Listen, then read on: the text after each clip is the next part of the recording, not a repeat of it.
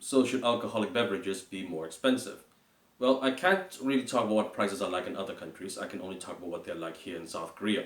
Now, I want you to pay attention to this little green bottle right over here. Now, this is a bottle of soju and is manufactured by a company called Chillo. Now, I want to point out that there are many different kinds of soju companies and soju brands that are out there. I just happen to pick this one because it's one of the more popular brands that's out there. In fact, back in 2013, Chillo Soju was the most sold spirit in the world. So how much would a bottle of soju like this set you back? Well, I went to a convenience store that's just around the corner from where I live, and this bottle of soju cost me 1800 won. Now, 1800 won is about $1.60 in American dollars. Now, you'll notice that I have a bottle of Sprite that's right next to the bottle of soju. And the reason why I got the Sprite out is that this bottle of Sprite also cost me 1800 won. That's right, the bottle of Sprite cost the same amount of money as this bottle of soju.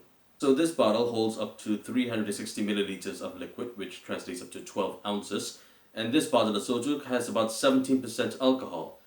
And so if you're doing the math at home, for about $10, if you don't mind drinking at home by yourself, you can get pretty wasted. So let's get back to the original question. Should alcoholic beverages be more expensive? Well, this brings us to the topic of sin taxes. Now, what is a sin tax?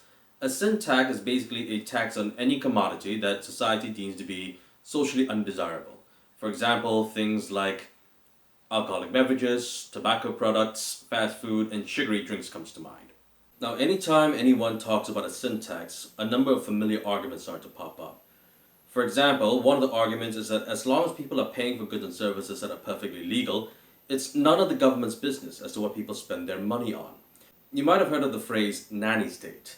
The nanny state is a pejorative phrase that is often used for governments that excessively interfere in people's personal lives. Another argument against a sin tax is that, like most other taxes, a sin tax tends to affect only the poor and low-income earners more than anyone else.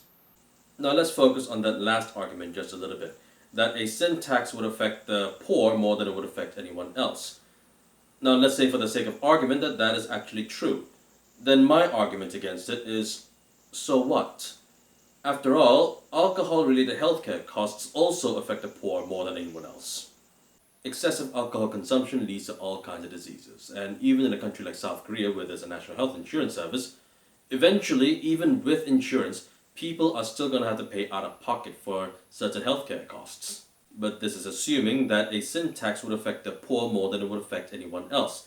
There's research that suggests that may not actually be true. According to a 2010 research that was published by the Korea Alcohol Research Center, it tends to be the wealthy who binge drink more than anyone else. And according to another study, alcoholic drinks make up only 0.4% of an average household's consumption expenditure. So even if a sin tax is introduced and alcoholic beverages prices are raised, it might not affect people's incomes as much as people think. Now, as I said in a previous video, I am a recovering alcoholic, and so I do have a rather complicated love-hate relationship with alcohol. But I do think that the price of alcohol should be raised. For one thing, it will discourage a lot more people from drinking excessively. And if excessive drinking can be curtailed, if people would drink less and that would lead to fewer drunk driving incidents, I think that might be a net positive for society. So while I personally think that the price of alcohol should be raised, I understand that not everyone might agree with me, and if you have a comment to share, add it down below. This is the end of this video. My name is John Lee, and I'll see you all next time. Bye.